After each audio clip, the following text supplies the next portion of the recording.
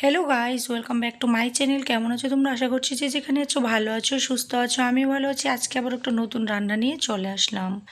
তো এরকম আজকে রেসিপিটি হচ্ছে চিড়ের পোলাও। তো এরকম একটা চিড়ের পোলাও যদি সন্ধ্যায় চায়ের সাথে থাকে তাহলে কিন্তু খুবই ভালো লাগে। তো আজকের রেসিপিটি আশা করছি খুব ভালো লাগবে। তো প্রথমে আমার এই ভিডিওটি দেখার সময় একটা লাইক দিয়ে ভিডিওটা দেখবে। তাহলে চলো কথা না বাড়িয়ে আমি কীভাবে এই চিড়ের পোলাওটা বানিয়েছি সেটাই তোমাদেরকে দেখিয়ে দিই।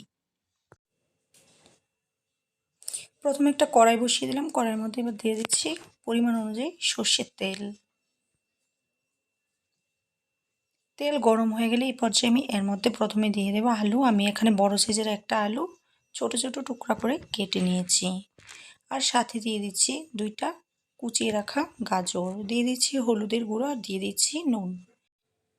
এবারে খুব সুন্দর করে এগুলিকে ভালোভাবে একটু মিশিয়ে নিতে হবে। মিশিয়ে নিয়ে তারপরে হচ্ছে ঢেকে আমি এগুলিকে কিছুক্ষণ একটু ভেজে নেব। প্রায় 1 মিনিটের মতো ঢাকা দিয়ে ভেজে নেওয়ার পর ঢাকাটা তুলে নিচ্ছি। এবার একটু আবারও মিশিয়ে নিয়ে তারপর চেক করে নিচ্ছি আলুগুলি সিদ্ধ হয়েছে কিনা। আলুগুলি পুরোপুরি সিদ্ধ হয়নি, তার জন্য এগুলিকে আবারও মিডিয়াম আঁচে আমি ঢাকা দিয়ে অল্প কিছুক্ষণ রান্না করব। তো আবারও 2 মিনিটের মতো মিডিয়াম আঁচে ঢাকা দিয়ে রান্না করে নেওয়ার পর আবারও চেক করে নিয়েছিলাম আলুগুলি সিদ্ধ হয়ে গেছে। তো আবারও ভালোভাবে মিশিয়ে নিয়ে না ঢেকে আবারও 1-2 মিনিট এভাবে একটু ভেজে নিতে হবে। ভাজাটা হয়ে গেছে। এই পর্যায়ে এগুলিকে আমি একটা প্লেটের মধ্যে তুলে নিচ্ছি। তারপরে কড়াইয়ের মধ্যে আবারও দিয়ে দিলাম তেল আর দিয়ে দিলাম একটা তেজপাতা আর একটা শুকনো লঙ্কা। এবার এগুলিকে একটু ভেজে নিচ্ছি। তারপর দিলাম অল্প পরিমাণ একটু কালো জিরে। কালো জিরেটা দেওয়ার পর আবারও খুব সুন্দর করে এগুলিকে একটু ফ্লেভার বেরোনো পর্যন্ত ভেজে নিতে হবে। এরপর দিয়ে দিচ্ছি মিডিয়াম সাইজের একটা পেঁয়াজ কাটা, দিয়ে দিচ্ছি আদা কুচি আর দিয়ে দিচ্ছি 3 থেকে 4টা কাঁচা লঙ্কা কুচি। দিয়ে খুব সুন্দর করে আবারও ভালোভাবে এগুলিকে একটু ভেজে নিতে হবে। ভাজাটা হয়ে গেছে। তো এখানে আমি আগে থেকে চিড়েগুলিকে ধুয়ে তারপরে জলটাকে ঝরিয়ে রেখেছিলাম, এগুলি আমি এর মধ্যে দিয়ে দিচ্ছি। চিড়েগুলি দেওয়া হয়ে গেলে তারপরে এর মধ্যে দিয়ে দিচ্ছি ভেজে রাখা আলু আর গাজর। এবারে হচ্ছে খুব সুন্দর করে আবারও ভালোভাবে এগুলিকে একটু মিশিয়ে নিতে হবে।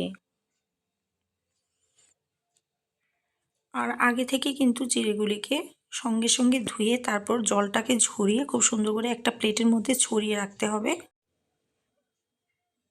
এরপর এর মধ্যে দিয়ে দিচ্ছি 1 চামচ পরিমাণ চিনি। চিনিটা কিন্তু অবশ্যই দিতে হবে, না হলে আবার ভালো লাগবে না। আর দিয়ে দিচ্ছি অল্প পরিমাণ একটু নুন। যেহেতু আমি ভাজার মধ্যেও নুন দিয়েছি তার জন্য নুনটা একটু বুঝে দিয়ে দিলাম।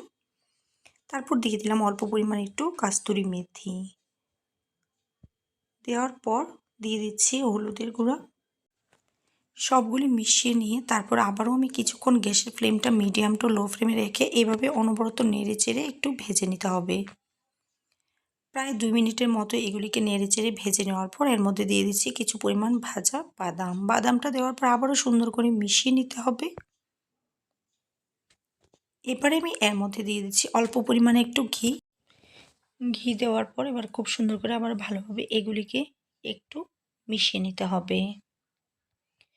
অনবরত এগুলিকে নেড়েচেড়ে আবারও আমি 1 মিনিটের মতো একটু রান্না করে নেব। এবারে কিন্তু আমার চিড়ের পোলাওটা সম্পূর্ণ রেডি।